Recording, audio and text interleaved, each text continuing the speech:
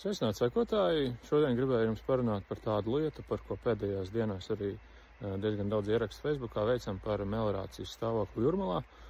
Un, teiksim tā, tiešām to kritisko situāciju, kādā šī meliorācijas sistēma atrodas.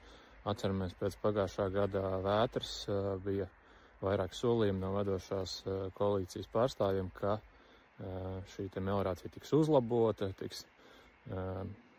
notiks vēršanās pie privāti īpašniekiem, ka šīs meliorācijas grāvis ir nelikumīgi aizbēruši, kā arī pilsētas sāks par tiem rūpēties, bet apstaigājot joprojām pa Jūrmalu, pa šo te pašu Mellužu, Asaru, Vaivaru rajonu, ko es redzu to, ka joprojām tagad, šobrīd, sausā pavasarī, kad principā nav bijis lietus, šie te grāvi stāv pilni ar ūdeni, un ūdens nekustās nekur.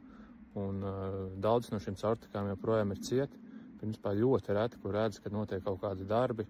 Pagājušajā rudenī bija pāris darbi, ko veic Latvijas dzelzceļš Asaru Vaivaru pusē. Vēl kaut kāda atsevišķa izņēmuma, bet neteiksim, ka ir tāds regulārs darbs pie meliorācijas uzlabošanas. Paldies visiem, kas esat sasūtījuši savas fotogrāfijas no šīm te problēmu vietām. Tas viss ir piefiksēts kartē.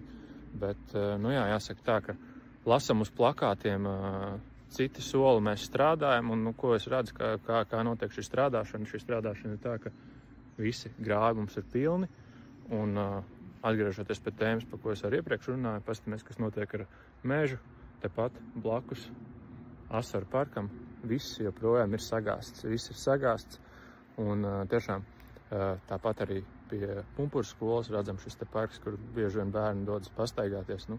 Tas rada ļoti lielu bīstamību apkārtējiem, un tiešām pilsētas vadības neizdarības dēļ. Es ceru, ka tiešām nenotiks kāds negadījums.